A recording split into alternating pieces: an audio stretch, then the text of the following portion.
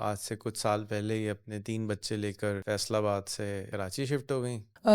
Surgeon हूँ, लेकिन expert नहीं हूँ। हो सकता है कुछ आगे पीछे हो जाए, यानी कि उनका माइंड मैं देखती हूँ कि जो भी वो प्रॉब्लम देखते हैं, वो बात करते हैं उसका सॉफ्टवेयर बनाने की। लेकिन जब मैं खुद यहाँ पर आई तो आपकी भी बातें बहुत टफ है। मैं उसको इसलिए ही एक्सेप्ट कर रही होती हूँ कि वो है तो सच, कि जो भी मैंने कोई नई सोच किसी को देने की कोशिश की, एक्सेप्ट किसी ने नहीं किया। वो प्रॉब्लम था एक, कि बच्चे जो है वो रिवाइटिंग सिस्टम की तरह नहीं सोचते। आप कभी उस्ताद को, गुरु को, सिखाने वाले को नेगेटिव में लेके कभी कुछ सीख नहीं सकते। तो मैं फिर यहाँ जब पे आई थी तो क्या सोच के आई थी कि क्या 1 लाख महाना सोच के आई नहीं, थी? नहीं, 1 लाख महाना वीडियोस का अलग कुछ सोच के आई थी? क्या सोच के आई थी? मैं सोच के यही आई थी कि मेरे बच्चे कल को माशरे पे एक बोझ नहीं बने, एक क्रिएटिव माइंड दूसरों के प्रॉब्लम सॉल्व करने वाले बने। एक ज़िंदगी का मकसद आपका यही तो नहीं कि आपने जॉब करनी है, पैसा कमाना है। कि मैं चाह रही थी कि मेरे बच्चे, पूरे ख़ानदान में ऐसे बच्चे नहीं हो जो मेरे बच्चे सीखें, तो वो तो मैं सक्सेसफुल हो गई। जी, आज मेरे साथ मेरी बहुत ही प्यारी बहन राहत हैं। और राहत जो हैं, ये मैं इनको ट्रैक्टर बोलता हूँ। ये बहुत ही ताकतवर इंसान है। और आज से कुछ साल पहले ही अपने 3 बच्चे लेकर फैसलाबाद से कराची शिफ्ट हो गई। 4 बच्चे लेकर, 2 रेहान स्कूल में पढ़ते हैं और 2 जो हैं वो कहीं और पढ़ते हैं। एंड फिर ये हमने इनको एज अ पेरेंट्स काउंसलर लिया, फिर इनको प्रिंसिपल बना दिया। अब माशाल्लाह ये मेरा जो लैब है, रेहान स्कूल लैब, जहाँ पर हम करिकुलम डिज़ाइनिंग करते हैं, सिस्टम्स बनाते हैं, वहाँ पर मुझे हेल्प करती हैं। तो मैं चाहूँगा कि थोड़ी सी राहत के बारे में जानें कि राहत कैसी गुज़र रही है और क्या क्या आप में चेंजेस आई हैं, बच्चों में चेंजेस आई हैं। कैसा लग रहा है ये सारा जर्नी? आपको ऊपर भारी है था, हल्का था? अच्छा जी, अस्सलाम वालेकुम। सबसे पहले तो मैं आपका थैंक यू करना चाहूँगी कि इतना अमेजिंग सिस्टम, इतनी अमेजिंग सोच जो आपने पाकिस्तान को दी, और कैसी गुज़र रही है या कैसा चल रहा है। डे वन से ही मैं इस सिस्टम को एक विज़न के तौर पे लेके चल रही हूँ, जो कि आपका विज़न था, आपकी सोच थी। आप चाह रहे थे कि पाकिस्तान में इस तरह का कोई सिस्टम आए। मुझे नहीं लगता कि पहले किसी ने ऐसा सोचा होगा, इस तरह के स्कूलिंग या सिलेबस, बुक्स, जो भी हमारा रवायती एक कल्चर बना हुआ है ना, तो एक डिफरेंट वे आपने दिखाया। तो जो ना कि मैं तो सेटिस्फाई थी नहीं उस सिस्टम के साथ। तो आपकी सोच, आपके वो विचार, उससे इंस्पिरेशन मिली और यही चाह रही थी कि मेरे बच्चों के लिए भी कुछ ऐसा हो। स्टार्ट में वही वाली बात, आपसे भी बात हुई, आपने जब स्टार्ट में बोला था कि मैं एक सर्जन हूँ, लेकिन एक्सपर्ट नहीं हूँ। हो सकता है कुछ आगे पीछे हो जाए। तो मुझे उस वक़्त भी बिल्कुल समझ नहीं आ रहा था कि आगे पीछे क्या होगा। वैसे भी कौन-सा हम जो जिस वे पे चल रहे हैं, सक्सेस तो हर बंदे के पास एक अलग से मीनिंग होते हैं उसके। तो ख़ैर चलो, एक्सपेरिमेंट है, करके देखते हैं, लेकिन कुछ ना कुछ अच्छा होगा। उसके नतीजे में वही वाली बात कि बच्चों की एक सोच, एक, यानी कि उनका माइंड मैं देखती हूँ कि जो भी वो प्रॉब्लम देखते हैं, वो बात करते हैं उसका सॉफ्टवेयर बनाने की। सबसे बड़ी चेंज, यानी कि अगर कोई भी बात, कोई भी डिस्कशन उनसे होती है, तो वो एक वो वाली रटी-रटाई चीज़ नहीं जो सदियों से हम सुनते आ रहे हैं, वो वाली नहीं करते। वो बात करते हैं इसका क्या सॉफ्टवेयर होगा, ठीक है? और हम अपनी बात किस तरह दूसरे तक पहुँचाएँगे? हाँ, वीडियो बनाते हैं मामा। वीडियो के ज़रिए, सोशल मीडिया के थ्रू। क्यों? पहले हम किसी को भी, सामने वाले को अगर बात बोलते हैं, करते थे, तो वो चंद एक लोगों तक होती थी। वो फ़न करते थे, मज़ाक करते थे, आपको डिमोटिवेट करते थे। आप कहीं न कहीं खुद को ही वो चीज़ें, मतलब सोचते थे अपने बारे में, शायद मैं ही रॉन्ग हूँ, गलत हूँ, बाकी सब लोग तो ठीक है। लेकिन मैंने अपने बच्चों के साथ जिस तरह से मैं एक डिप्रेशन में रहती थी कि यार क्या सारे की सारे, मतलब एक पूरा ख़ानदान, पूरा कबीला मेरे ख़िलाफ़ हो जाता है, या मेरी बात किसी को समझ नहीं आती। हालाँकि इतनी मुश्किल बातें नहीं थी, लेकिन जब मैं खुद यहाँ पर आई तो आपकी भी बातें बहुत टफ़ है। मैं उसको इसलिए ही एक्सेप्ट कर रही होती हूँ कि वो है तो सच। भले हमें, मुझे भी समझ नहीं आ रही, मुझे खुद भी नहीं समझ में आती। बहुत ज़्यादा टाइम लगता है मुझे आपकी वो चीज़ों को अंडरस्टैंड करने में, काफ़ी टाइम लगता है मुझे। शुरू में तो बिल्कुल परेशान होती हूँ, लेकिन एक ट्रस्ट है मेरे दिल दिमाग में कि आप जो बोल रहे हैं वो राइट है।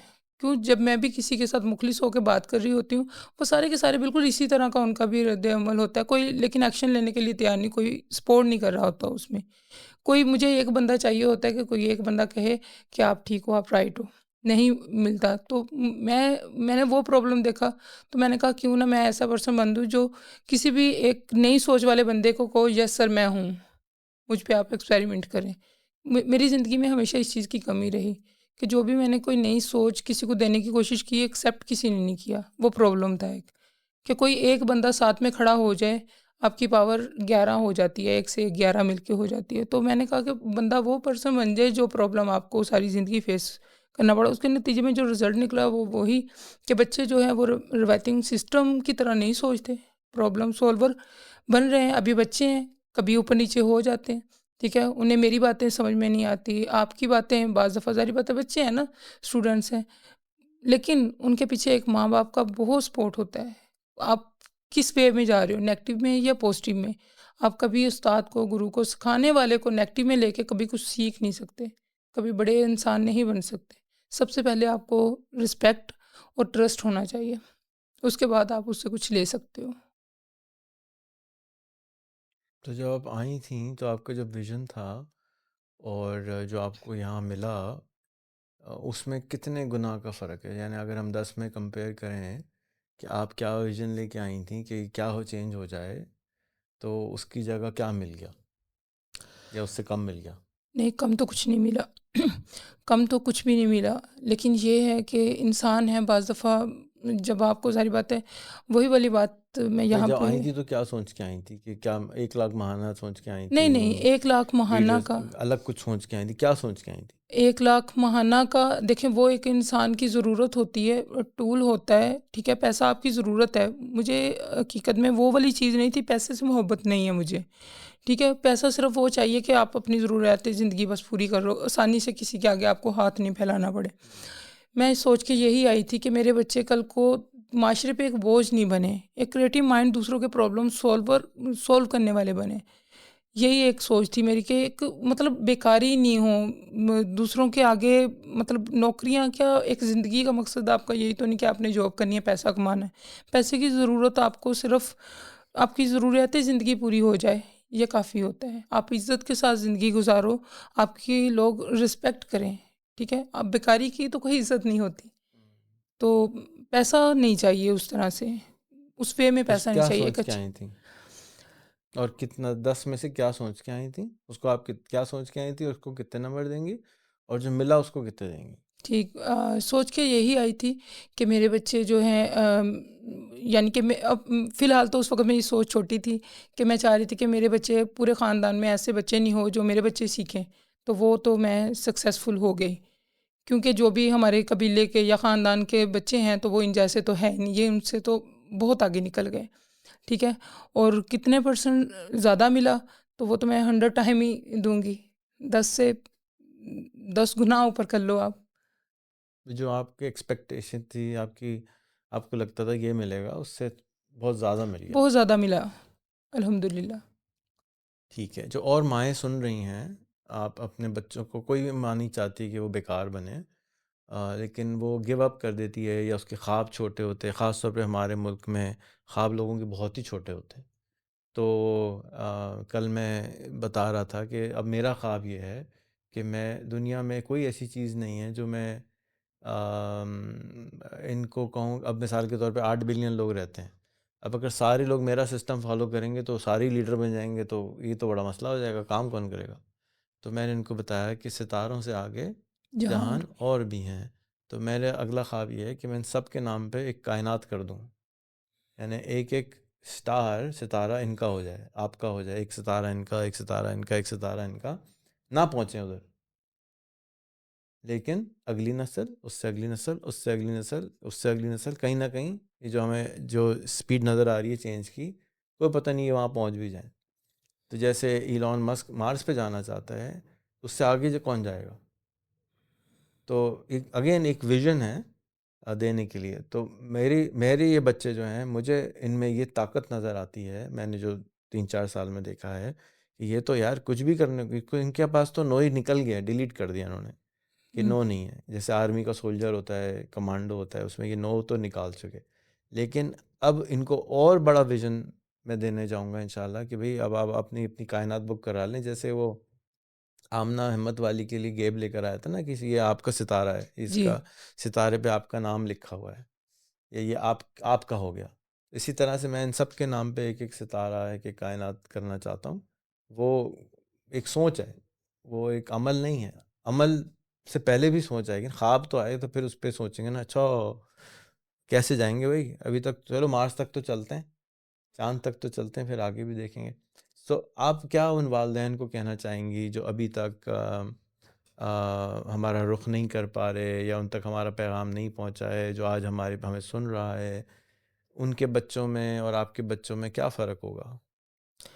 देखिए, ये सोच के ग़ुलाम नहीं होंगे इस सिस्टम में, जो इसमें रच गया, बस गया, ठीक है? बीज की तरह है ना, बीज जब ज़मीन में जाता है तो वो तो ख़त्म हो जाता है, ठीक है? लेकिन पेरेंट्स चाह रहे होते हैं हाथ के हाथ उसका फल लेना, ठीक है? फ़ौरन रिज़ल्ट लेना, यानी कि उनका ख्वाब होता है कि हमारा बच्चा स्कूल जाए, बाबू-शाबू वाली लुक आए, 1 लाख रुपया महीने का कमाए, भई जी, साथ कुछ ही, बच्चों की भी ख्वाहिश होती है ऐसे। ठीक है? जी, बच्चों की भी होती है। वो जो है ना कि मैं मदर हूँ, मैं जानती हूँ बच्चों की नफ़सियात से। फ़ौरन भई क्या है, भागो इधर से, यहाँ पे तो हम खिसकते सिटकते रहेंगे, ठीक है? हम तो ये भी नहीं चीज़ अपनी ले सकते, ये मतलब घुटता है, बच्चों का भी दम घुटता है।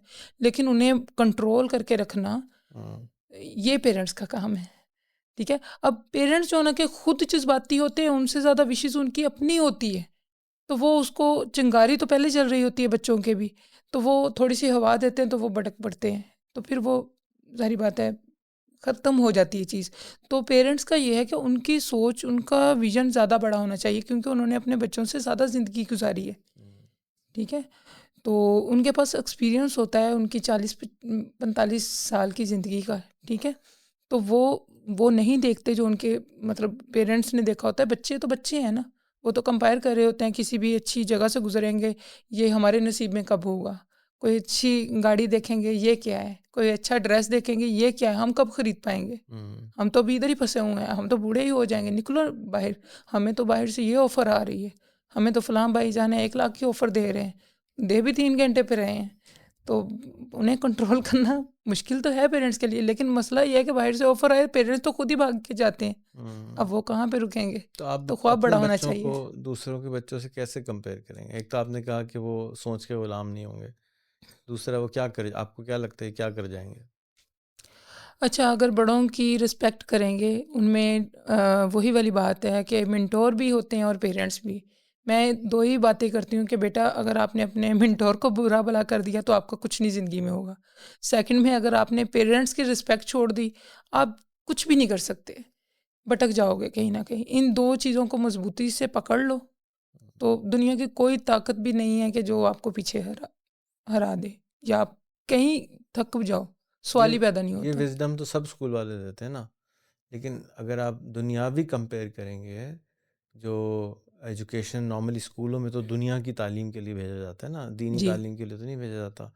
तो आपको दुनियावी हिसाब से ही अपने बच्चे कहाँ नज़र आ रहे हैं आज से 20 साल बाद, और दूसरों के बच्चे कहाँ नज़र आ रहे हैं 20 साल बाद?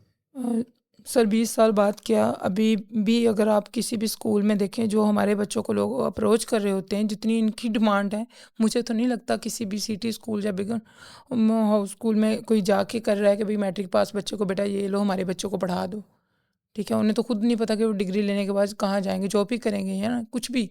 तो इनको तो अभी भी वो सर जी कह के बुला रहे होते हैं। तो अभी ये आलम है कि अभी लोग इनको ये बोल रहे हैं, तो 20 साल के बाद तो अगर ये फ़ोकस्ड होके रहेंगे तो क्या होगा? अभी पूरे पाकिस्तान से कोई भी इन्हें मुख़ातिब करता है, सर मैम के अलावा नहीं करता। सही है, तो रिस्पेक्ट तो मिल गई, और क्या मिल गया अगर उनको इस 10 साल में, 5 साल में, 20 साल में? रिस्पेक्ट मिल गई, इनका नाम नाम तो होगा, ठीक है? एक पहले आप अपने घर माशरे में जाने जाते हो, कस्बे में इलाके के लोग जान रहे हैं, शहर के, आप कंट्रीज़ में पहचाने जाओगे। ठीक है, मुल्क से बाहर निकलोगे, कंट्रीज़ में आपका नेटवर्क, एक कनेक्शन, दुनिया में पहचाने जाओगे, आप पाकिस्तान में नहीं रह रहे होगे, आप इंटरनेशनल लेवल पे आपकी पहचान बनेगी। सही।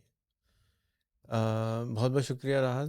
Thank you. अपना नंबर बता दें पर्सनल, जाके जो लोग भी स्कूल में एडमिशन के लिए रब्ता करना चाहें वो आपसे रब्ता कर लें, मैसेज कर दें, आपको डायरेक्ट कॉल ना करें बल्कि पैगाम दे दें, टाइम लेके फिर आपसे बात कर लें। क्योंकि अब हमने स्कूल के अंदर पाबंदी लगा दी है कि हम एडमिशन्स नहीं लेंगे जब तक कि किसी एग्जिस्टिंग पेरेंट से आपको स्पॉन्सरशिप लेनी होगी, उनसे आपकी तफसीली बात हो, फिर वो कहे कि हाँ मैं स्पॉन्सर करता हूँ, फिर उसमें स्पॉन्सरशिप में ज़िम्मेदारियाँ भी डालेंगे और कि भाई आप ज़िम्मेदारी उठाएंगे तो हम आपको करेंगे, नहीं तो नहीं करेंगे। तो अपना नंबर बता दें। 03147092 867। शुक्रिया।